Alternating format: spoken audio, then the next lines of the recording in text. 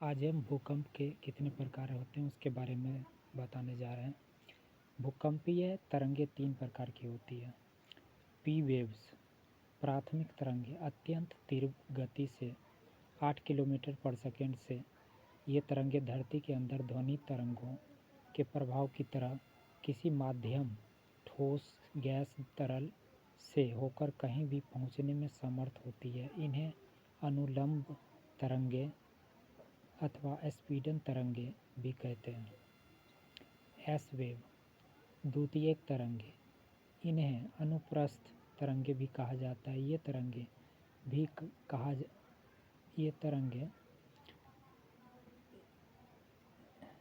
तरंगें केवल ठोस माध्यम से ही होकर गुजरती है। इन तरंगों की गति 4 किलोमीटर पर सेकंड होती है।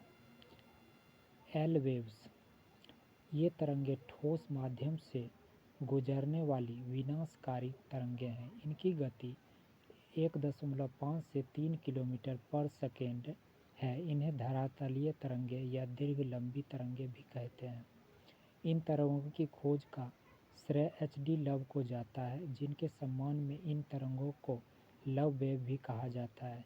इन तरंगों का एक अन्य नाम आर वेव्स भी है, यानी रे लाइट वेव्स। इन तरंगों का संचरण मुख्यतः धरातलीय भाग में ही होता है। ये तरंगें जल से होकर गुजर सकती है और अत्यंत गहराई में जाकर लुप्त हो जाती है। एल वेव्स को विनाशकारी भूकंप तरंगें माना जाता है। एल तरंगें केवल धरातल के भाग से ही गुजरती है। एस तरंगें द्रव पदार्थ में से नहीं गुजर सकती। केवल पी तरंगें पृथ्वी के केंद्रीय भाग से गुजर सकती है और वहाँ उनका वेग कम हो जाता है।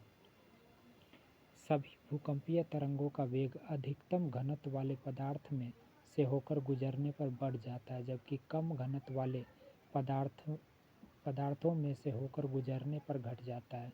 भूकंप का धक्का अधिकेंद्र पर सर्वाधिक तीव्र होने से केंद्र के आसपास के क्षेत्र में सबसे अधिक तबाही होती है। Thank you for watching this video.